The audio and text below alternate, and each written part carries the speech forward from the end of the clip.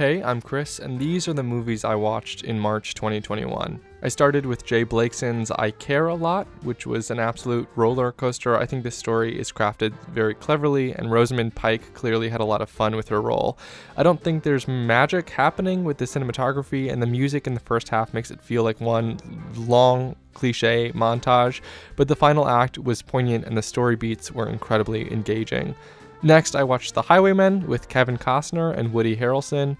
It was incredibly average in all regards. It was entertaining enough, and it was fun to learn more about the true story of Bonnie and Clyde.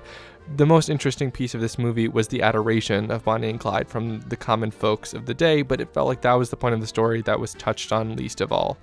I followed Highwaymen with Dances with Wolves, which starred and was directed by Kevin Costner. After watching, I also learned that it won the 1990 Academy Award for Best Picture. It's very good, it's long, but it's an extremely engaging and sympathetic look into the culture of Native American communities in the 19th century frontier, and it puts much of their hardship and displacement in sharp relief.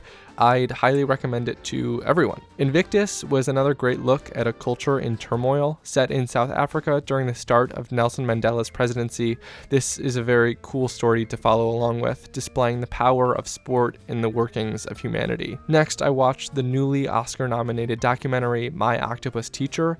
I loved it. I thought it was a really beautiful depiction of the connection between humans and nature, and the story really sucked you in. It dragged a little near the end, and the mood certainly gets soppy at points, but overall I had a lot of fun watching. Pretend It's a City is a docu-series by Martin Scorsese following the words and thoughts of author Fran Lebowitz. I had so much fun watching along with Fran's comically pessimistic view of life and humanity.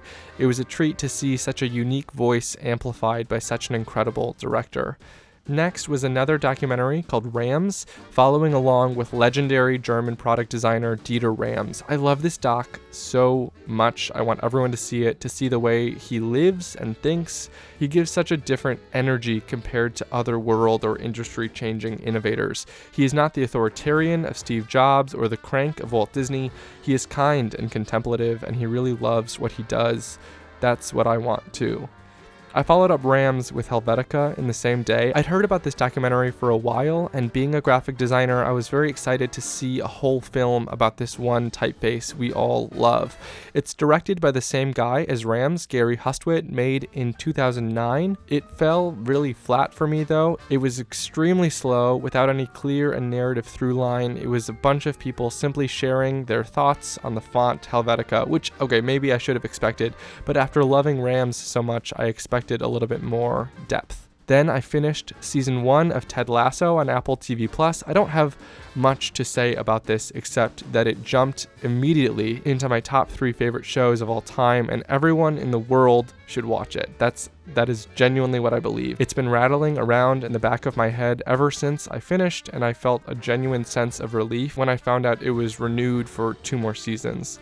Then I finished out the month with Zack Snyder's Justice League. I don't know what to say about this. It's better. It's 4 hours.